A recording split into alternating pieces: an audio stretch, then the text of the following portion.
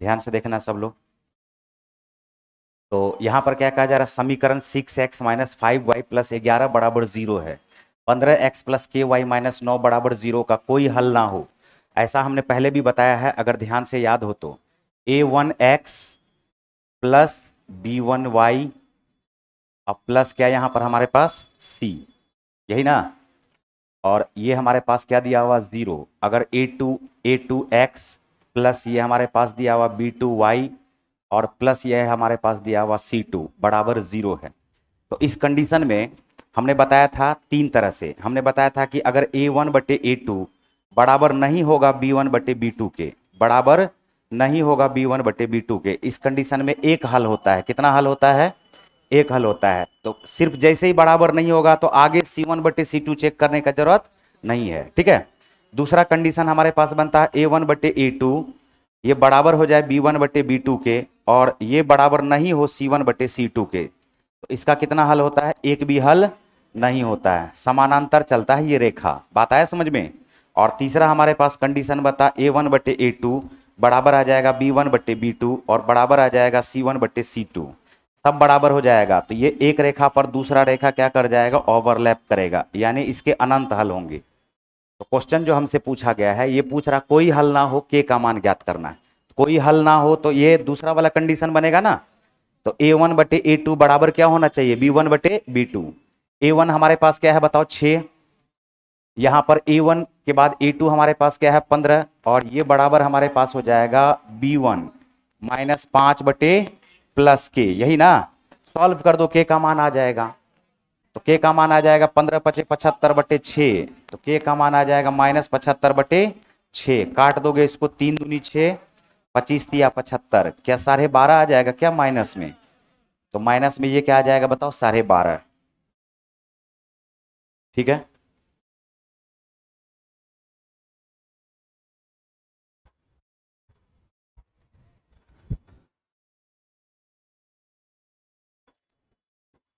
क्या इसमें कोई दिक्कत? ऐसा बता भी चुके हैं पहले भी, तो दूसरा कंडीशन को ये फुलफिल करेगा। बढ़े आगे।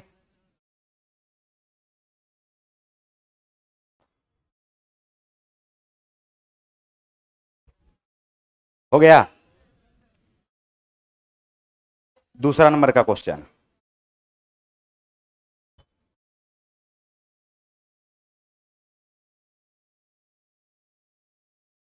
बस इसको याद रखना है, पहला अगर बराबर नहीं होगा तो एक सॉल्यूशन, पहला दोनों बराबर होगा बाद में बराबर नहीं होगा तो एक भी सॉल्यूशन नहीं, अब तीनों बराबर हो जाएगा तो अनंत सॉल्यूशन। बढ़े आप आगे।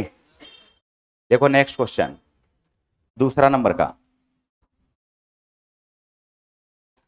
आज रात में 9:15 बजे से महामैराथन क्लास है, पता है ना। बिहार एसएससी का 9:15 बजे से लेकर के कब तक चलेगा उसका कोई ठीक नहीं है। तो इसीलिए तेजी से करा करके फिर उधर भी जाना पड़ेगा मैराथन के लिए। देखो इधर, एक व्यापारी 15,000 प्रति मशीन की दर से 2 मशीन बेचता है। क्या बोला है? यानी दोनों का विक्रय मूल्य क्या है? समान है। एक मशीन पर उसे 20% का प्रॉफिट होता है। कितना का प्रॉफिट होता है? और दूसरी पर 40% का हानि होता है। पूरे लेन देन में उसका लाभ हानि प्रतिशत ज्ञात करे। ध्यान से सुनना, यहां पर ध्यान से सुनना। 20% का फ्रैक्शन में वैल्यू जल्दी बताओ। 20% का फ्रैक्शन में वैल्यू क्या होगा? 1 बटे, इसका मतलब 5 रुपया का चीज को ये 1 रुपया ज्यादा में बेचेगा ना, तो कॉस्ट प्राइस और सेलिंग प्राइस का रेशियो आ गया 5:6। 40% का फ्रैक्शन में वैल्यू बताओ, बोलोगे 2/5। ये तो हानि पे है ना, तो कॉस्ट प्राइस और सेलिंग प्राइस का रेशियो 5 से 2 घट करके क्या हो जाएगा बताओ? 3। लेकिन क्वेश्चन पे गौर करोगे तो क्वेश्चन में बोला है सेलिंग प्राइस बराबर है। सेलिंग प्राइस क्या है? क्योंकि प्रत्येक को 15,000 में बेच रहा है, तो हमारा काम क्या है? सेलिंग प्राइस को बराबर करना। सेलिंग प्राइस को, यहां सेलिंग प्राइस क्या है? 6, यहां सेलिंग प्राइस क्या है? 3। किससे गुना करेंगे? 2 से। बैलेंस हो गया। अब हम बोलेंगे कुल कॉस्ट प्राइस आ गया 5, 5 दूनी 10, तो कुल कॉस्ट प्राइस आ गया है 15। बोलो आ गया क्या?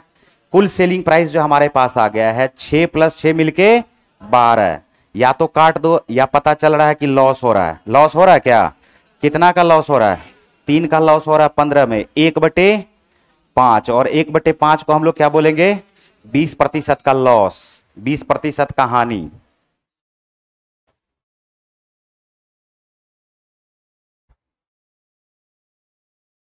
नहीं आया समझ में?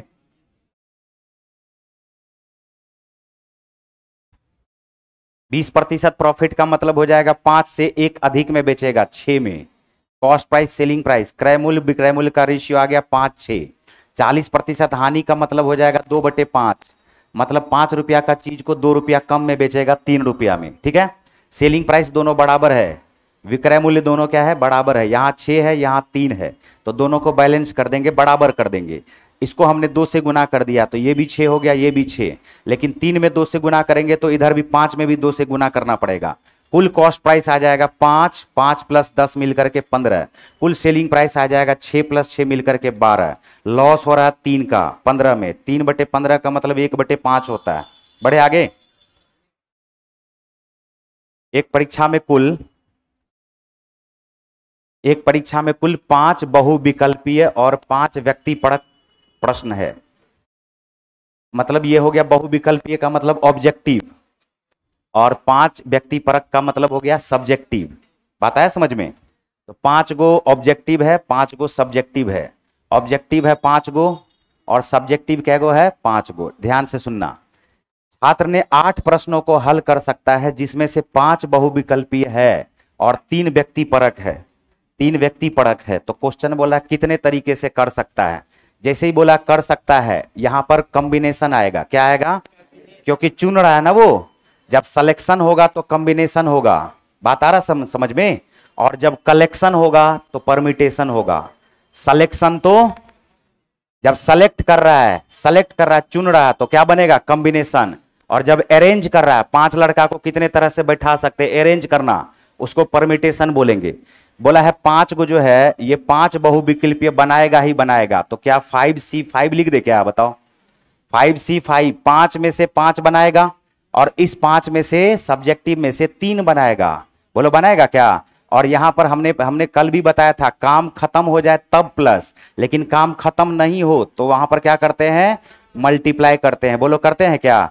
5C5 का वैल्यू 1 आ जाएगा। 5C5 का वैल्यू क्या आएगा? 1। कल ही हमने बताया था 5C3 का वैल्यू 5C2 भी आएगा, और 5C2 आने का मतलब है 5 × 4/2 × 1। बोलो आएगा क्या? 2 से काट दो, 2 दूनी 4, 5 दूनी 10, 10 इकाई 10। कितने तरीके से सेलेक्ट कर सकता है?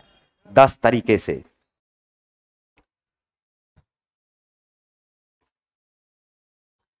ये कॉम्बिनेशन एनसीआर का फार्मूला भी कल बताए थे और शॉर्ट में भी कल बताए थे क्या? फैक्टोरियल n बटे फैक्टोरियल n-r, और इसी को मल्टीप्लाई कर दोगे फैक्टोरियल r से। 5C5 जो है ये देखो 1 बनाएगा, फैक्टोरियल 5 बटे फैक्टोरियल 5 - 5, ठीक है, और गुना कर दोगे फैक्टोरियल 5 से। तो ध्यान से देखना, ऊपर में फैक्टोरियल 5, नीचे में फैक्टोरियल 0। फैक्टोरियल 0 का मान 1 होता है। क्या होता है? 1। गुना क्या कर दोगे? फैक्टोरियल 5। तो देखो ये कट करके क्या बन जाएगा? 1 बन जाएगा। ठीक है, और हमने बताया था 5C3 बराबर हो जाएगा, ये बराबर किसके हो जाएगा? 5C2 के। तो 5C2 से ही बना लेते हैं, 5 × 4/2 × 1, उल्टा गुना कर देते हैं। क्या ये बात समझे क्या? क्या इसमें कोई दिक्कत? बढ़े आगे। 10 क्रमागत पूर्णांकों का औसत है 33/2। पहले 3 पूर्णांकों का औसत क्या है? ध्यान से देखो, यहां पर 10 संख्या है हमारे पास, चाहे तो हम इसको डायरेक्ट बना सकते हैं। 10 संख्या, पहला, दूसरा, तीसरा, चौथा, 5वां, 6ठा, 7वां, 8वां, 9वां, 10वां। 10 को संख्या है, वो भी लगातार एक एक बढ़ता जा रहा है। तो बताओ क्या एक बात पता है क्या कि 10 संख्याओं का जो औसत होगा, लगातार संख्याओं का जो औसत होगा, औसत हमेशा कहां पे होता है? बीच में। कहां पे होता है? तो हम बोलेंगे 5 को संख्या इधर रखो, 1 2 3 4 5, 5 संख्या इधर और अंतिम 5 संख्या इधर रख दिए क्या? और इसके पक्का बीच में होगा, इसके पक्का बीच में 33/2 होगा। 33/2 को क्या 16.5 बोलेंगे क्या? बोलो 16.5 बोलेंगे क्या? तो ये पक्का बीच में होगा। तो इससे जस्ट पहले जो पूर्णांक संख्या हमारे पास आएगा वो क्या आएगा? बताओ 16। इससे पहले 15, इससे पहले 14, इससे पहले और इससे पहले बोला इस शुरू वाले तीनों का संख्या का औसत निकालना है, तो बीच वाला संख्या फिर से औसत, उत्तर क्या आ जाएगा? सी।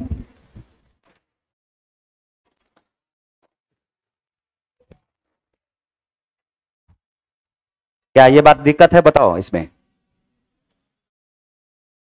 सारा संख्या ही लिख दिए यहां पर। हाँ, हो गया।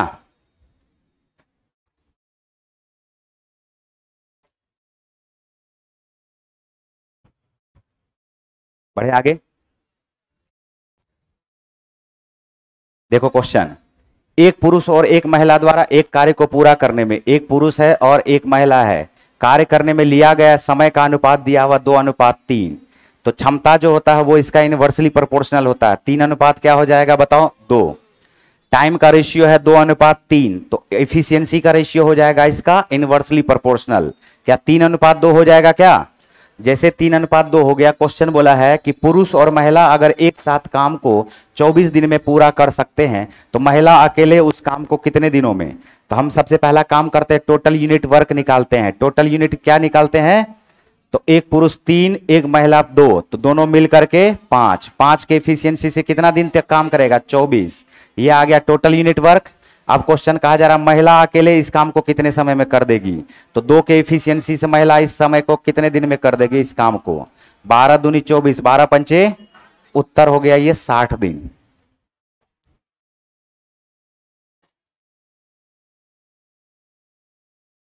दोनों मिल करके 3, 2, 5, 5 काम करेगा पर डे, तो हो जाएगा 24 दिन तक। 24 पंचे 120 कार्य। अब अकेले अगर महिला काम करे तो 2 काम करेगी पर डे, तो 120 काम 2 काम पर डे के हिसाब से करेगी, तो कितना काम कितना दिन लगेगा बताओ? 60 दिन। बढ़े आगे।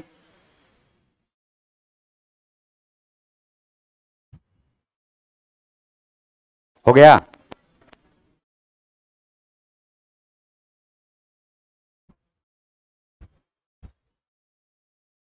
एक पोस्ट मास्टर 6 अलग अलग पते पर 6 पत्रों को वितरित करना चाहता है। डाकघर में 2 डाकिया हैं, तो पोस्ट मास्टर पोस्टमैन के माध्यम से विभिन्न पते पर पत्र कितने तरीके से भेज सकता है? क्या गो पता है? 6 पता है। पत्र क्या गो है? पत्र 6 गो है। पत्र भी क्या गो है? डाकिया 2 गो है। डाकिया तो पहले पता पर भी 2 डाकिया जा सकता है, दोनों में से कोई जा सकता है, बोलो। दूसरे पता पर भी डाकिया, दोनों में से कोई जा सकता है, बोलो। तीसरे पता पर भी डाकिया में से, दोनों डाकिया में से कोई जा सकता है, बताओ। चौथे पता पर भी, 5वें पता पर भी और 6ठे पता पर भी। तो 2 कितना बार गुना हुआ? 2 6 बार गुना हुआ। 2 दूनी 4, 4 दूनी 8, दूनी 16, दूनी 32, दूनी, उत्तर हो गया 64 तरीका।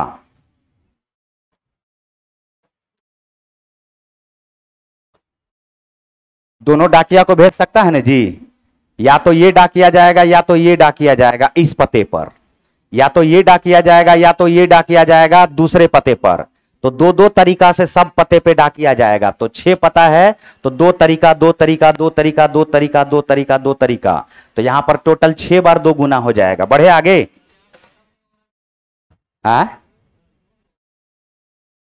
इसमें जोर नहीं होता, परमिटेशन है ये परमिटेशन है, वो कॉम्बिनेशन नहीं है। इस बार क्या है? ये परमिटेशन है। संडे को 12 बजे पढ़ा दे, 12 बजे रात में। देखो सैटरडे को जो क्लास चलेगा, सैटरडे को जो क्लास चलेगा, जो छोटा टॉपिक है छोटा टॉपिक, लेकिन क्वेश्चन उससे आता है। बात आया समझ में?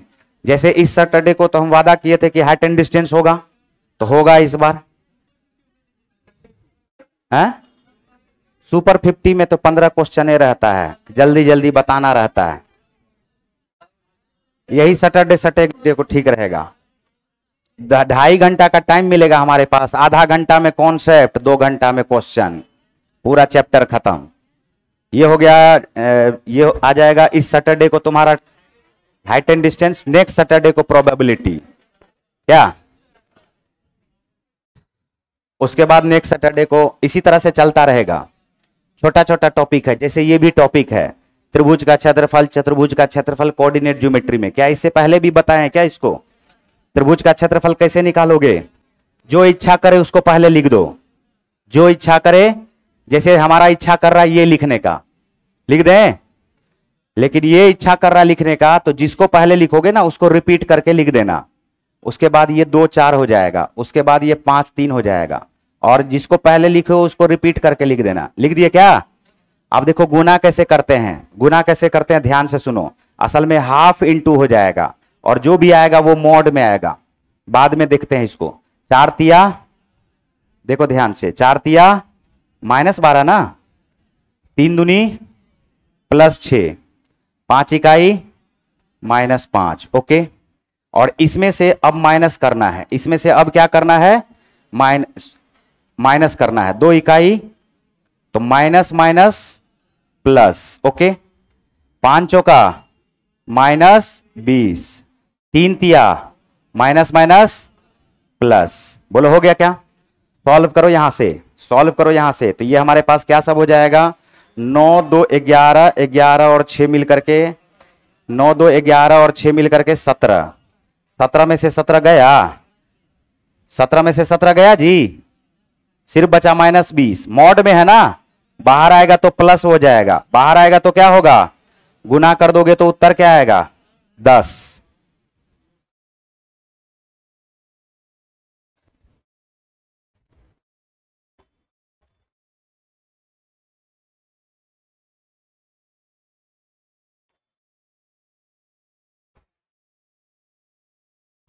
जिसको इच्छा करे इसमें पहले लिख सकते हो माइनस, किसी को 0 कर दे।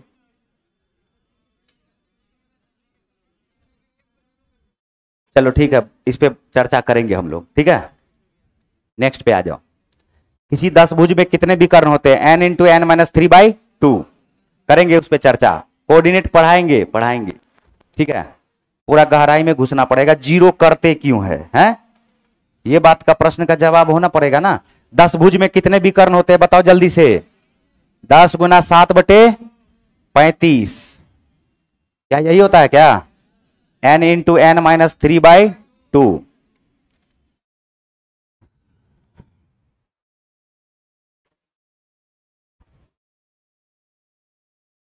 बढ़े आगे,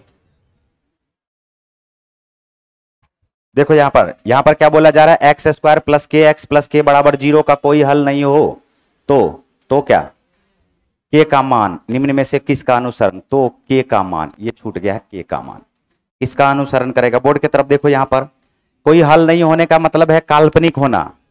क्या होना, काल्पनिक होना।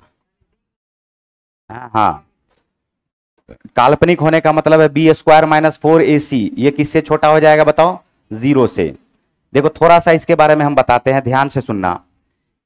क्या पता है क्या कि श्रीधराचार्य फार्मूला कहता है -b ± b² - 4ac बटे क्या, 2a, यही कहता है क्या। एक बार प्लस करोगे तो एक मूल निकलेगा, माइनस करोगे तो दूसरा मूल निकलेगा। ध्यान से समझना, ध्यान से समझो। ये जो b² - 4ac है, ये जो b² - 4ac है, देखो कंडीशन कैसे कैसे बनेगा। सबसे पहला कंडीशन बनेगा कि b² - 4ac अगर 0 से बड़ा हुआ, किससे बड़ा हुआ, तो 0 से बड़ा हुआ, तो 0 से बड़ा होगा तो इसका स्क्वायर रूट निकालेंगे। एक बार प्लस होगा, एक बार माइनस होगा, प्लस होगा तो प्लस में कुछ, माइनस होगा तो माइनस में कुछ। तो सबसे पहले तो ये बताओ कि मूल जो होगा वो होगा वास्तविक। मूल क्या होगा, और मूल वास्तविक होने के साथ साथ असमान होगा। वास्तविक होने के साथ साथ क्या होगा, असमान होगा। बात कुछ आ रहा समझ में। एक बार प्लस होगा, एक बार माइनस होगा, तो प्लस होगा तो दूसरा संख्या आएगा, माइनस होगा तो दूसरा संख्या। तो वास्तविक तो होगा लेकिन असमान मूल होगा। दूसरा कंडीशन पे ध्यान दो, अगर b² - 4ac ये इस बार बराबर हो जाए किसके, 0 के। बराबर किसके हो जाएगा, 0 के। ध्यान से सुनना, जब ये 0 के बराबर हो जाएगा तो 0 का स्क्वायर रूट 0 ही आएगा ना। तो प्लस करो चाहे माइनस करो, 0 का स्क्वायर रूट 0 आएगा, आएगा तो वास्तविक रियल नंबर आएगा ना जी। लेकिन प्लस करो चाहे माइनस करो, दोनों में एक ही संख्या आएगा। तो इस कंडीशन में जो मूल हो जाएगा वो आएगा तो वास्तविक। क्या आएगा, वास्तविक, लेकिन आएगा समान मूल्य। क्या आएगा, समान मूल। बोलो आएगा क्या। तीसरा कंडीशन हमारे पास बनता है कि बी स्क्वायर माइनस 4ac ये छोटा हो जाए किससे, 0 से। छोटा होने का मतलब ये माइनस में हो जाएगा, और माइनस में हो जाने का मतलब माइनस में अगर कोई संख्या है और उसका स्क्वायर रूट निकालते हो तो क्या वो काल्पनिक संख्या होगा क्या? बोलो क्या होगा? काल्पनिक संख्या। तो इसका जो मूल हो जाएगा क्या वो हो जाएगा काल्पनिक संख्या होगा क्या? बोलो क्या होगा वो? काल्पनिक संख्या, यानी इसके कोई हल नहीं निकलेंगे। तो यहां जो क्वेश्चन दिया हुआ एक्स स्क्वायर प्लस के एक्स प्लस के बराबर 0, कोई हल नहीं होगा। इसका मतलब ये असल में किसके बारे में बात कर रहा है? काल्पनिक होने के बारे में बात कर रहा है। तो बी स्क्वायर माइनस 4ac 0 के से छोटा होना चाहिए, बस ये सॉल्व करो। आते हैं क्वेश्चन पे। बी स्क्वायर के जगह पे क्या लिखोगे? के का स्क्वायर लिखोगे क्या? -4 इंटू ए के जगह पे क्या है? एक्स स्क्वायर से पहले 1 है, इंटू सी के जगह पे क्या है बताओ? के है, यही है ना के। सी के जगह पे क्या है बताओ? के है, के ही है ना। और ये बराबर किसके हो जाएगा बताओ? बराबर नहीं होगा, ये किसके छोटा हो जाएगा? किससे? 0 से। के को कॉमन ले सकते हैं क्या? अगर के को कॉमन ले लोगे तो के को कॉमन लेने पर क्या के इंटू के माइनस 4 होगा क्या बताओ? तो के इंटू के माइनस 4 किससे छोटा हो जाएगा? 0 से। एक बार के 0 से छोटा हो गया और एक बार के माइनस 4 0 से छोटा हो गया। के माइनस 4 0 से छोटा हो गया तो के क्या हो जाएगा बताओ? 4 से छोटा। के क्या हो जाएगा बताओ? 4 से छोटा। देखो खोजो उत्तर। के हो जाएगा 4 से छोटा।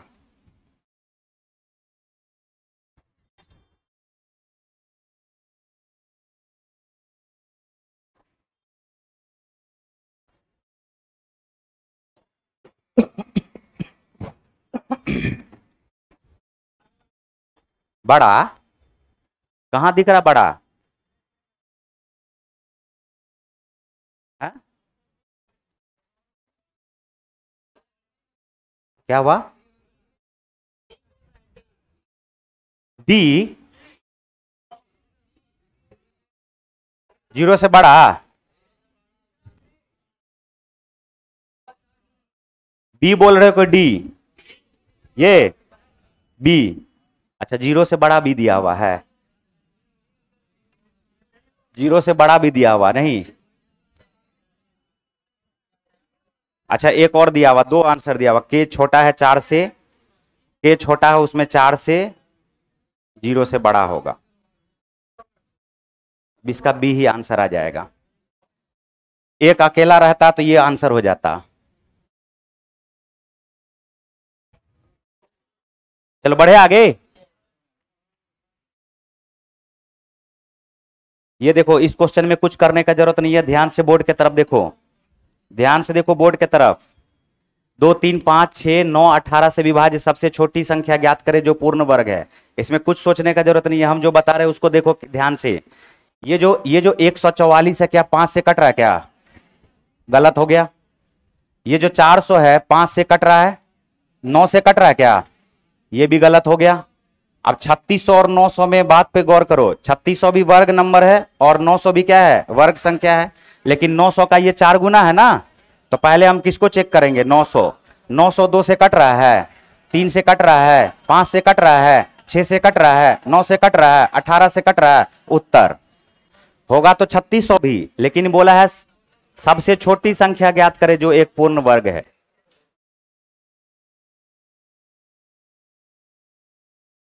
बढ़े आगे।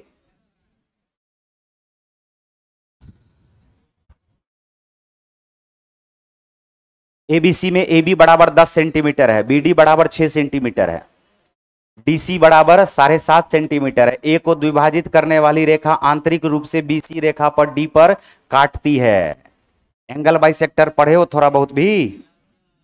बताओ कौन समद्विभाजक रेखा जो है, ये जो कौन समद्विभाजक रेखा है वो सामने वाली भुजा को उसी रेशियो में डिवाइड करती है जिस रेशियो में ये भुजा है।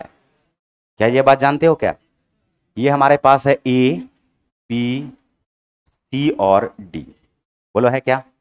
इसमें से देखो क्या सब दिया हुआ। ए बी दिया हुआ 10 सेंटीमीटर, क्या दिया हुआ है? 10 सेंटीमीटर। डीसी दिया हुआ 7.5 सेंटीमीटर, जबकि बीडी दिया हुआ 6 सेंटीमीटर। तो क्वेश्चन पूछ लिया हमसे एसी के बारे में। किसके बारे में? एसी के बारे में। अभी अभी हमने कहा कि ए बी का रेशियो एसी के साथ वही रेशियो होगा जो बीडी का रेशियो किसके साथ होगा? हमने कहा कि ए बी का रेशियो ए सी के साथ वही होगा जो बी डी का रेशियो किसके साथ होगा बताओ, डी सी के साथ होगा। रेशियो दोनों का क्या होगा, समान।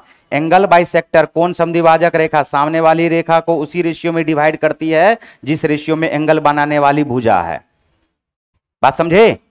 इसका रेशियो निकाल दोगे क्या यहीं पे, 15 चौका 60, 15 पचे तो 4 का ये 2.5 गुना है, 4 का कितना गुना, तो 5 का भी 2.5 गुना, उत्तर हो गया 12.5।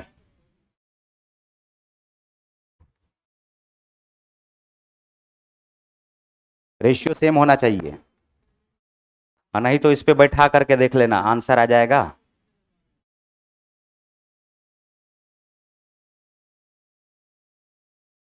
बढ़े आगे।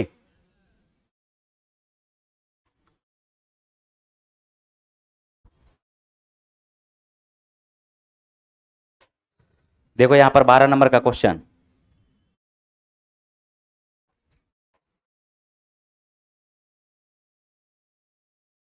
कुछ सट रहा है क्या?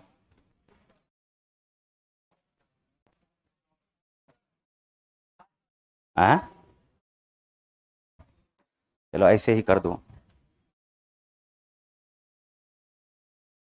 देखो इधर ध्यान से देखो क्या दिया हुआ, एक निश्चित मूलधन पर 8% वार्षिक दर पर 3 वर्षों में अर्जित साधारण ब्याज 1200। 8 तिया क्या 24% बराबर 1200 है क्या? 24% बराबर क्या है बताओ, 1200। कहा जा रहा है क्या 2 वर्ष में 10% वार्षिक दर से उस मूलधन की दुगुनी राशि पर अर्जित चक्रवृद्धि ब्याज। सुनना, इसमें मूलधन हमने मान लिया 100, इसमें मूलधन हमने क्या मान लिया, तो 100 का 24%, 100% का 24%, खुद 24%, 24% बराबर क्या दिया हुआ 1200। दूसरा मूलधन इसका दुगुना हो जाएगा, दूसरा मूलधन पहले मूलधन से बोला है दुगुना कर लो, दूसरा मूलधन क्या कर लो पहले मूलधन से। क्या पता है कि 2 वर्ष में 10% के रेट से कंपाउंड इंटरेस्ट जो आएगा, effective rate of compound interest 21% आता है। बोलो कितना परसेंट आता है, 10% प्लस 10% प्लस 10 का 10%, 21% आएगा ना। लेकिन 21% तो 100 के रेस्पेक्ट में, इस 200 के रेस्पेक्ट में 21% का मतलब क्या होगा 42%। 21% 200 का मतलब क्या हो जाएगा बताओ, 42% नहीं होगा। बस बात खत्म। 24% बराबर 1200, 24 पंचे 120, 50 बार में कटा तो 42 पंचे 42 को कर दो 50 से गुना, उत्तर क्या आ जाएगा बताओ 2100।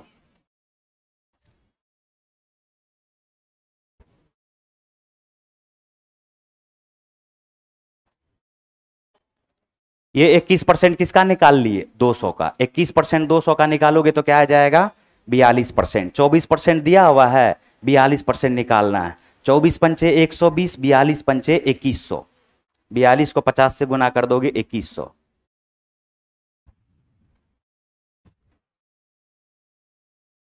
क्या क्लियर हुआ? बढ़े आगे। 13 नंबर का जो क्वेश्चन है इसको देखो ध्यान से। एबीसीडी एक चक्रीय चतुर्भुज है, तो cos square A minus cos square B minus cos square C plus cos square D का मान क्या होगा। एएलपी में पूछा गया क्वेश्चन है शिफ्ट 1 में। यहां पर चक्रीय चतुर्भुज में जो इच्छा करे वो मान लो। चक्रीय चतुर्भुज में बस इतना बात पता होना चाहिए कि आमने सामने के कोणों का योगफल 180 डिग्री होता है। ये बात पता है क्या? ये हमारे पास ए है, ये हमारे पास बी है, और ये हमारे पास क्या है सी है, और ये हमारे पास डी है। क्या ये बात पता है क्या कि अगर ए लिखा हुआ है तो वहां पर हम लोग 180 माइनस ए लिख सकते हैं सी के पास। बोलो लिख सकते हैं क्या? इस दोनों का योगफल 180 डिग्री होगा जी, तो इसके जगह पे क्या लिख सकते हैं 180 माइनस ए। अगर बी है तो बी प्लस डी मिलकर के अगर 180 होगा तो डी के जगह पे क्या 180 माइनस बी लिख सकते हैं क्या बताओ, 180 माइनस बी लिख सकते हैं क्या? बात खत्म। ध्यान से देखो, बात खत्म। यहां पर ध्यान से देखो, कॉस स्क्वायर ए को कॉस स्क्वायर ए रहने दो, ठीक है, माइनस कॉस स्क्वायर बी को भी कॉस स्क्वायर बी रहने दो, रहने दो। यहां पर जहां पर सी लिखा हुआ है उस सी के जगह पे क्या 180 माइनस ए लिखे क्या? बोलो 180 माइनस ए लिख सकते हैं? क्या पता है कि कॉस 180 माइनस ए बराबर होता है माइनस कॉस ए के। 180 पर चेंज होता है क्या? और दूसरे क्वाड्रेंट में है ये, तो दूसरे क्वाड्रेंट में याद होगा, फर्स्ट क्वाड्रेंट में ऑल पॉजिटिव, दूसरे क्वाड्रेंट में साइन एंड कॉसेक पॉजिटिव, तीसरे में टेन एंड कॉट, चौथे में कॉस एंड सेक पॉजिटिव। तो कॉस 180 माइनस ए बराबर माइनस कॉस ए, लेकिन है तो स्क्वायर में ना, तो माइनस स्क्वायर में चला जाएगा क्या, प्लस में। बोलो क्या चला जाएगा ये, तो ये हमारे पास क्या माइनस कॉस स्क्वायर ए हो गया क्या, बताओ। देखो इस माइनस को भूल जाओ, स्क्वायर जब दिया रहे ना तो माइनस प्लस को छोड़ दो, माइनस वाला टर्म का स्क्वायर करोगे तो प्लस में ही ना हो जाएगा। सीधा ये बताओ कि कॉस सी, कॉस 180 माइनस ए बराबर क्या कॉस ए होगा क्या। हमने कहा स्क्वायर है तो स्क्वायर में माइनस प्लस का चिंता कोई नहीं करना, बात आया समझ में। तो डायरेक्ट ये हमारे पास क्या आ जाएगा कॉस स्क्वायर ए। अब भी नहीं समझ रहे हो, उसी तरह से यहां पर कॉस स्क्वायर डी है, कॉस स्क्वायर डी के जगह पे क्या 180 माइनस बी लिखेंगे क्या। तो सेकेंड क्वाड्रेंट में रहे, थर्ड क्वाड्रेंट में, फोर्थ क्वाड्रेंट में, उससे कोई मतलब नहीं है। कॉस 180 माइनस बी होगा कॉस बी, असल में तो माइनस कॉस बी होगा, लेकिन है स्क्वायर ना, स्क्वायर हो जाएगा तो ये क्या हो जाएगा प्लस कॉस स्क्वायर बी। बोलो होगा क्या, देखो कट कुट गया क्या पूरा, उत्तर क्या आ गया बताओ, 0।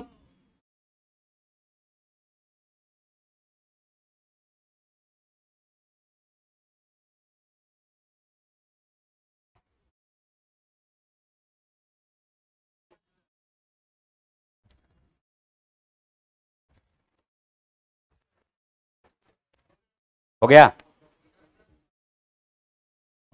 एगो इससे भी शानदार तरीका बता है, इसको 90 मान लो, इसको 90 मान लो, इसको 90 मान लो, इसको 90 मान लो, बात खत्म। 90 90 180 होता ना जी, cos square 90 0, cos square 90 0, cos square 90 0, cos square 90 0, उत्तर हो गया 0। चलो बढ़े आगे। बहुलक माध्य माध्यिका का रिलेशन क्या होता है, कोई बता सकता है क्या। बहुलक बराबर होता है, मोड बराबर होता है, बहुलक बराबर होता है 3 गुना माध्यिका माइनस 2 गुना माध्य। बोलो यही होता है क्या, कहा जा रहा बहुलक और माध्यिका के बीच का अंतर 2 है। हम ऐसा करते हैं, बहुलक माइनस माध्यिका का अंतर क्या है 2 है।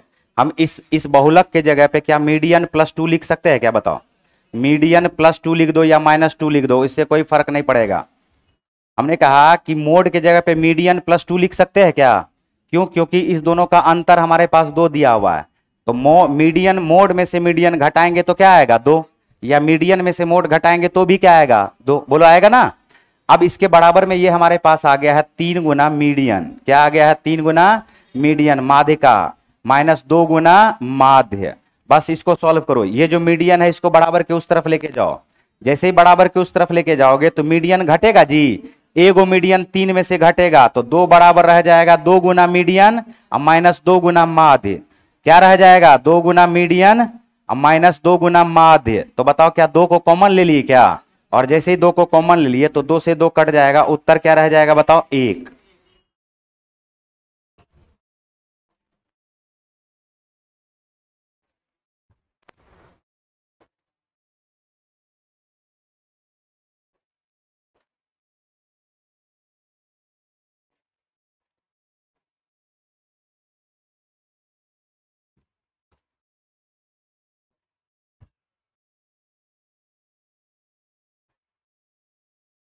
क्या इसमें कोई दिक्कत, ये फार्मूला सिर्फ आना चाहिए, बस बात खत्म हो जाएगा। बढ़े आगे। देखो यहां मिटा दे इसको। एक समचतुर्भुज के बारे में पता है क्या, चारों भुजा आमने सामने का भुजा समानांतर, आमने सामने का भुजा समानांतर भी होता है, और साथ साथ विकर्ण जो है चारों भुजा समान भी होता है, ये भी बात है ना। और विकर्ण के बारे में, ये दोनों एक दूसरे को 90 डिग्री पर इंटरसेक्ट करते हैं। बोलो करते हैं क्या, कितना डिग्री पर, 90 डिग्री को बाइसेक्ट करते हैं, बाइसेक्ट करते हैं। बोलो बात आ रहा समझ में। और इसका जो क्षेत्रफल होता है वो होता है half into D1 into D2, half into D1 into D2, दोनों विकर्णों का गुणनफल बराबर 24। ठीक है, तो अब यहां पर हम ऐसा करते हैं, बोला इसमें से एक विकर्ण है 8, एक विकर्ण क्या दे दिया है 8, तो दूसरा विकर्ण पहले निकाल लेते हैं। तो एक विकर्ण अगर 8 दिया हुआ है, तो एक विकर्ण अगर 8 दिया हुआ तो इसके जगह पे 8 लिख दो। बोलो लिख दे। अब यहां से देखो 4 बार में कटेगा, 4 से ये 6 बार में कटेगा, तो दूसरा विकर्ण कितने का आ गया? दूसरा विकर्ण आ गया 6, एक विकर्ण आ गया 8, आधा आधा करोगे तो 4 और 3। बोलो करोगे क्या? और राइट एंगल ट्रेंगल बन रहा है ये, तो राइट एंगल ट्रेंगल बन रहा है तो 3, 4 और 5 ट्रिपलेट बनाता है, तो एक भुजा इसका क्या हो जाएगा? 5 के बराबर।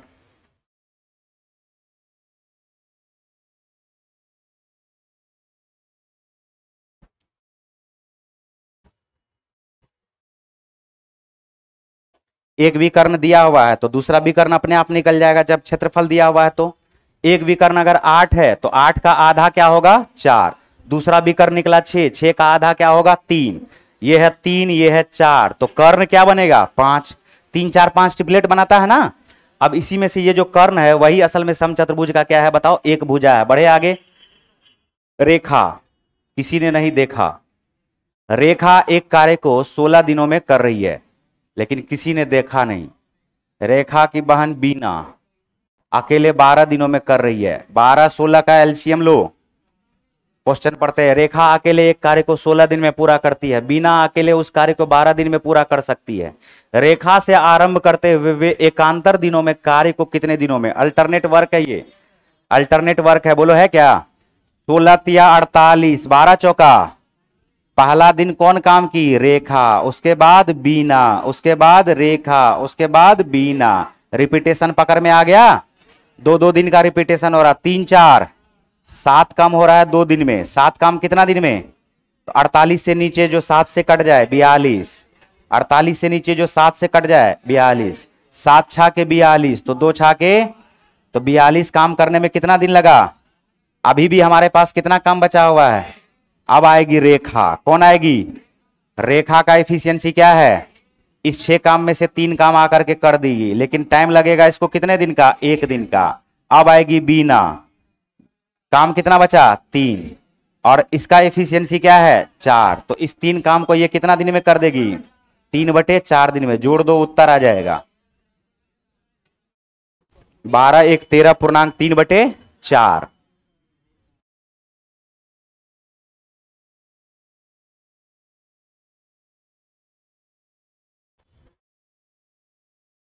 क्या इसमें कोई दिक्कत? ये अल्टरनेट वर्क समझ रहे हो ना? क्या किसी को प्रॉब्लम है? छोटू,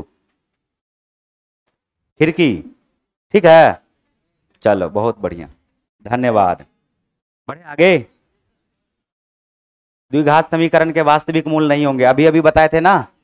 वास्तविक मूल नहीं होंगे इसका मतलब काल्पनिक होंगे, और काल्पनिक होने के लिए बी स्क्वायर माइनस 4ac 0 से छोटा होना चाहिए।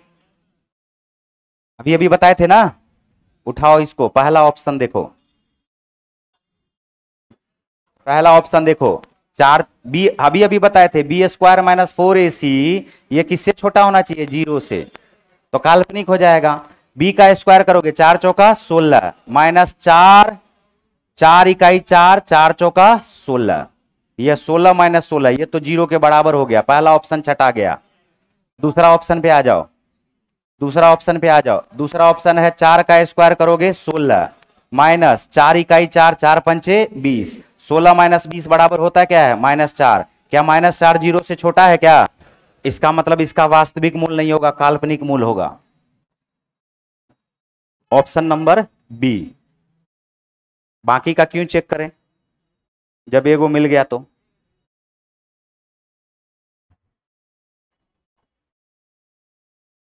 क्लियर?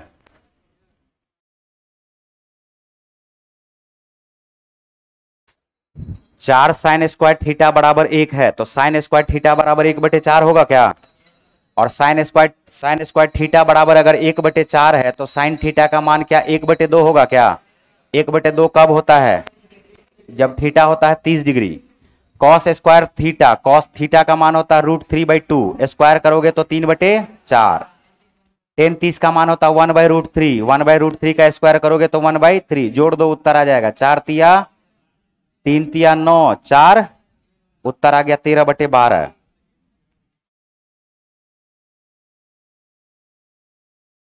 थीटा का मान 30 आ जाएगा, मान रख देने पे उत्तर आ जाएगा।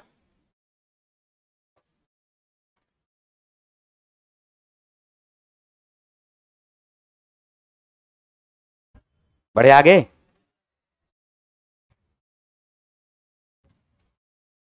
क्वेश्चन कह रहा है 25√3 सेंटीमीटर के विकर्ण वाले किसी घन को पिघलाकर, मतलब पिघला दिया गया, पिघलाकर घनाभ बनाया जाता है, तब इसकी ऊंचाई कितनी होगी जब घनाभ की लंबाई घन के भुजा के बराबर है और घनाभ की चौड़ाई 12.5 है। 50 हो जाएगा इसका। क्या 25√3 है क्या? एक भुजा कितना के? 25√3 विकर्ण है ना जी। एक घन का विकर्ण अगर 25√3 है तो एक भुजा कितना के बराबर? तो बताओ इस घन का आयतन क्या 25 गुना 25 गुना 25 होगा क्या? और इसी को पिघला करके बनाया जा रहा है घनाभ। घनाभ का लंबाई है घन के लंबाई के बराबर, चौड़ाई है 12.5, चौड़ाई क्या है 12.5। तो ये बताओ कि इसका ऊंचाई ज्ञात करना, नहीं निकलेगा क्या? 25 से 25 कट गया, 12.5 का डबल हो गया, तो ऊंचाई क्या आ जाएगा 50। ऊंचाई क्या आ जाएगा 50 सेंटीमीटर।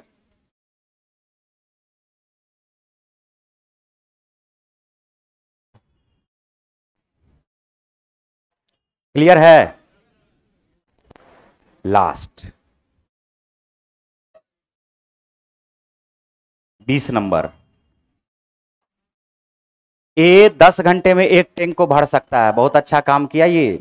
बी 12 घंटे में एक टैंक को भर सकता है। पाइप सी 16 घंटे में टैंक को पूरा खाली कर सकता है। सुबह सुबह 8 बजे तीनों को खोल दिया, सभी को 8 बजे खोला। पाइप ए और बी को सुबह सुबह 10 बजे बंद कर दिया।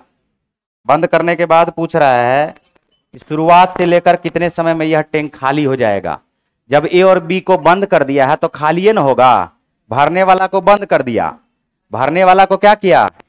देखो जैसे 10 12 और 16 का एलसीएम क्या हो जाएगा? 16 पंचे 80, 240। ठीक है, 10 से डिवाइड करोगे इसका एफिशिएंसी 24, 12 से डिवाइड करोगे इसका एफिशिएंसी 20 और 16 से डिवाइड करोगे 15। बोलो ठीक है। 8 बजे से लेके 10 बजे तक 2 घंटा में भरा कितना, यही बात पता करेंगे। 24 और 20 मिलके 44, 44 में से 15 घटाओगे तो 29। तो 29 के एफिशिएंसी से 2 घंटा तक भरता रहेगा जी, और 2 घंटा तक ये कितना भर देगा? 58 यूनिट भर देगा। कितना भरेगा? लेकिन अब इस दोनों का काम खत्म, अब खाली करना शुरू। तो जितना भरल रहेगा उतने ना खाली करेगा। भरा कितना? भरा कितना? इस 240 से कोई लेना देना है क्या? तो 58 को भरेगा किस इफिशियंसी से?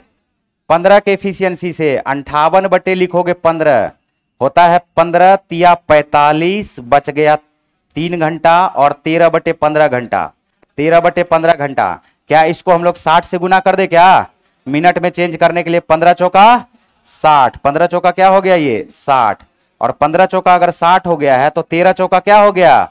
तो 3 घंटा प्लस 52 मिनट, यही ना है। लेकिन लेकिन लेकिन बोला है शुरुआत से, तो शुरुआत में 2 घंटा भी होगा ना, तो शुरू वाला 2 घंटा भी जोड़ दोगे इसको। उत्तर हो गया 5 घंटा 52 मिनट। मिलते हैं 9:15 बजे। कितने बजे? 9:15 बजे। साइंस के बाद मैथ। अभी अभी